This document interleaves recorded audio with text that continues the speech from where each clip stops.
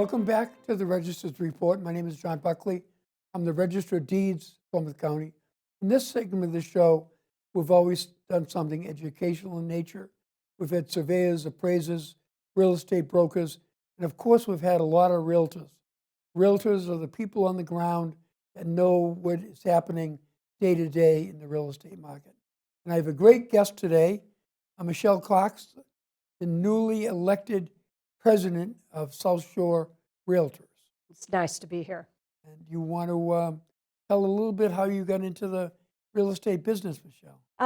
Yes, my why for getting in the real estate business is I had a bad real estate transaction. Okay. And I thought, I think I could do better and connect with my clients better. And so that's really how I got in the business. And started 11 years ago. Okay. And then probably a couple years after I was in the business, I started volunteering at South Shore Realtors. Great. And you're working for a well-known company, Jack Conway. Yes, out of Hingham. Oh, great. You want to talk a little bit about your company? It's a great company.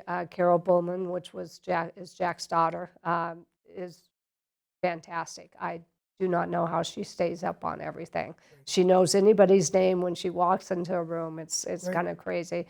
And the company itself is a great company. They really care about the realtors and go what I find beyond what they need to give us services that will help our clients.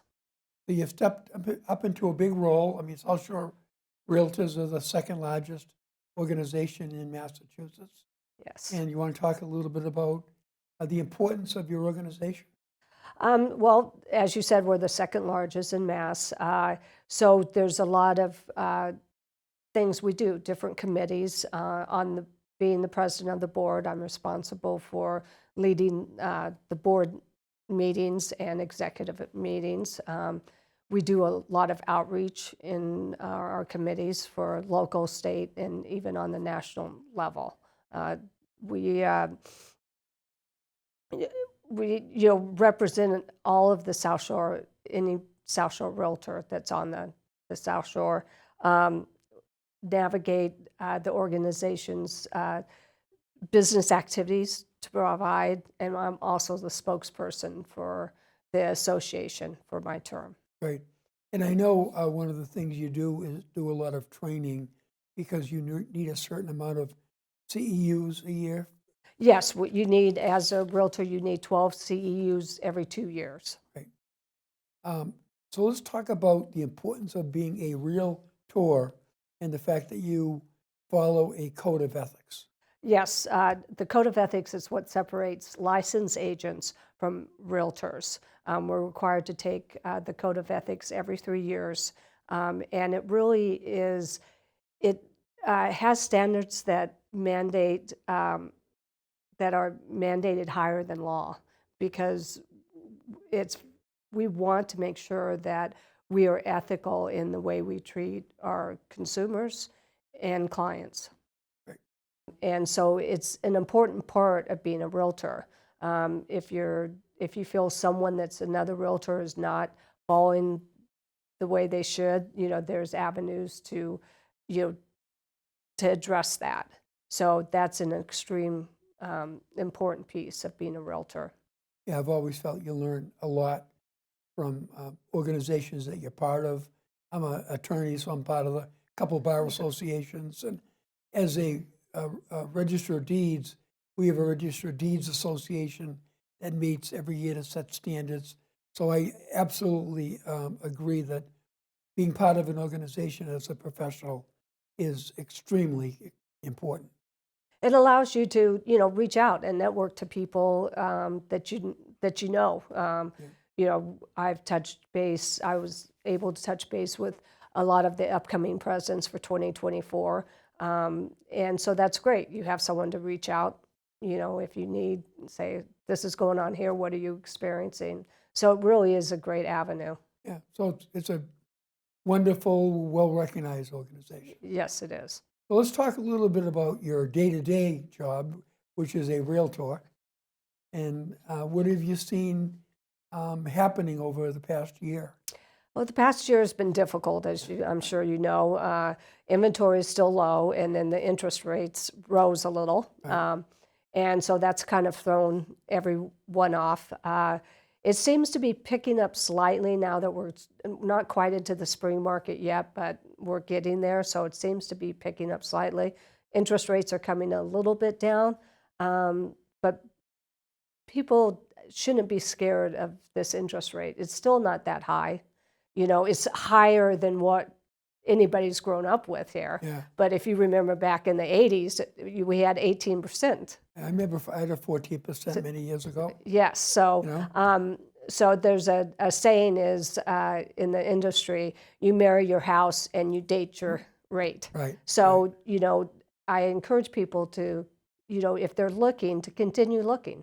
Don't let the rate, because in a couple years, you can, you know, refinance that.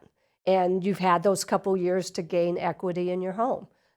So I think it's important that people don't stop looking just because of low inventory. So I know the open houses with, 50 people have dropped off, but I do have a friend that brought his daughter around to look at some properties, and there were multiple potential buyers there. People still are looking for homes. Yes, they still are. There's still multiple offers out there. It really depends on the area you're in.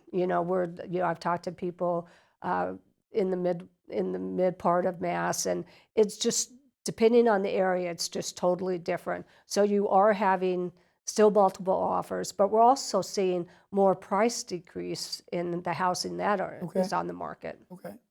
Yeah, interesting for us, and I talked about it in the first segment of the show, is the average sale price for us through the last calendar year actually went up 3% around here.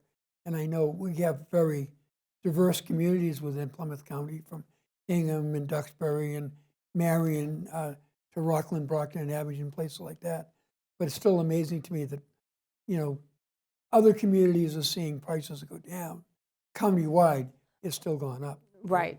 Yeah, and it definitely, and again, it depends on the town. Right. In Hingham, they've seen an increase, Right. in the surrounding area. In Hull, there's been an increase. So in those surrounding beach areas, there's definitely been an increase, even though now it's slowed down. So let's talk about what you see. I know it's hard to project where we're going to be over the next several months leading into the spring market. You're right, it's hard to project, but it looks like the Fed is going to decrease interest rates, which always takes a while to affect the mortgage industry. But if that happens, then we expect mortgage rates to decrease further. So I think that will encourage people to also get into the market. So it's a different marketplace. We both know that. What would your advice be to someone watching this show that is looking to get into the housing market and be a buyer? What can they do to prepare? They want to have all their ducks in order, so they want to get a pre-approval. They want to, if they don't have a personal referral for a realtor, interview realtors and make sure that there's a correct fit there and that they're going to put your best interests, in their mind, that they're your client for them. And just go out there and start looking. Mm-hmm. Don't wait, because you never know. You might get on that one property that there's nobody really looking at. Mm-hmm. So potential sellers, as we know, have been reluctant to make a move because many people have no loan or have a very low loan from previous times. They're afraid if they make a move, they may go to higher interest rates. But if somebody's looking to be a seller in the next 6 months, what kind of things do you advise them to do? I would get with a realtor right away, and so they can review your house and see where improvements can be made, like declutter, or if there's something that needs to be fixed. That's the first thing. So you have that time to get it ready to be put on the market. If you're a first-time home buyer out there, considering the value of a home and building equity and all the things that go along with it, what is your advice to a first-time home buyer? Just, to be out there, to look, to do what, you can, and not hesitate because the interest rates are higher now, but to continue to look and buy. Don't wait. Real estate is known to just increase. There may be ebbs and flows, but over the years, it's the one thing that's always increased in value. So don't wait, because in a couple years, and we saw that with COVID, Yeah. People that got in right before COVID hit, it was great, and then COVID hit, and then people went crazy, and the market went crazy, and so those people that were waiting Right. now are looking at more expensive homes. Yeah, it's always been interesting to me, the real estate cycles. I've been around for a while, so I've been through a number of cycles, including the tremendous 2003 period when people were, buying homes with not necessarily good loans. The Correct. result of that in 2007 and 8 with the foreclosures. The COVID years were incredible ramp up in sales Yes. and mortgages only a couple of years ago. And all of a sudden this year, this past year, 2023, everything really got tight. Yes. So, we don't know what's going to happen in the future, but we just all have to be prepared for different cycles. Right. And there's going to be, just like in the stock market and other things. But Right. the one thing with real estate, it always has creeped up. Right. Sometimes it takes longer than others, but Right. it's always increased in value over the years. So how do people generally contact and find you as a realtor? As South Shore Realtors? No, you individually. Oh, my name's Michelle Cox. I work Yeah. at Jack Conway Hingham. I have a website. How do you get most of your customers? Through referrals and people I talk to, just going around networking. Right. So the whole world of being a realtor has changed in your 11 years, Yes. and the technology is incredibly different than it was, when I practiced law.